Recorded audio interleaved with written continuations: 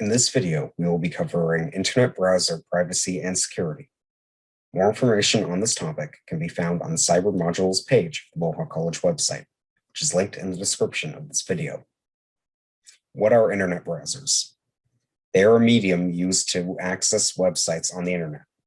Ask yourself these questions about the browser you are using. Is it tracking me? Can I trust the website I'm visiting? And are the settings in my browser adequately protecting my privacy? Before we go any further, we need to talk about Internet Explorer. As of November 30th, 2020, Microsoft Teams stopped supporting Internet Explorer. As of August 17th, 2021, all Microsoft 365 products will stop supporting Internet Explorer. It is best not to use Internet Explorer as it will not be supported in the future by Microsoft. Moving on to web browser privacy, your data is valuable. Your web browser is likely collecting and saving your information and browsing habits. Google and Apple are both known to collect information based off your browsing habits. This is how search results and ads are personalized to you. What is a secure website? When a website is secure, traffic is hidden from anyone trying to look at it. Always ensure that a website is secure before submitting any information like login or credit card details. Note, even if a website is secure, it does not necessarily mean that it is safe for you to enter your information. This can also be done by malicious websites as well. When you see a certificate on a website, that is the website verifying they are who they say they are. An example of this is shown on screen. Looking at how you can recognize a secure website, look for the HTTPS in the address bar as well as the lock icon. When you click on the lock icon, you should see a line that says Connection Secure. Now let's move on to common browser security features. They include password management, pop-up blocking, malware blocking, incognito mode, do not track, updates, and add-ons and extensions. Be careful with that last one. There are some misconceptions about private browsing. What it does is it prevents permanent storage of history, cookies, site data, and form inputs. However, downloaded files and bookmarks are still stored. Private browsing does not hide your traffic.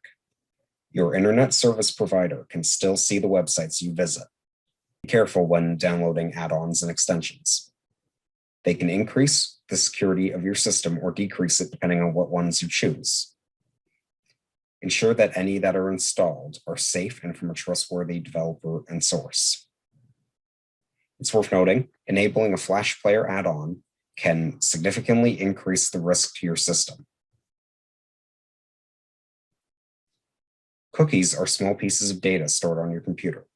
They are used to store information while browsing, such as remembering what is in your shopping cart, recording browsing activities such as button clicks and pages visited, and storing information in forms, such as a username, password, or address.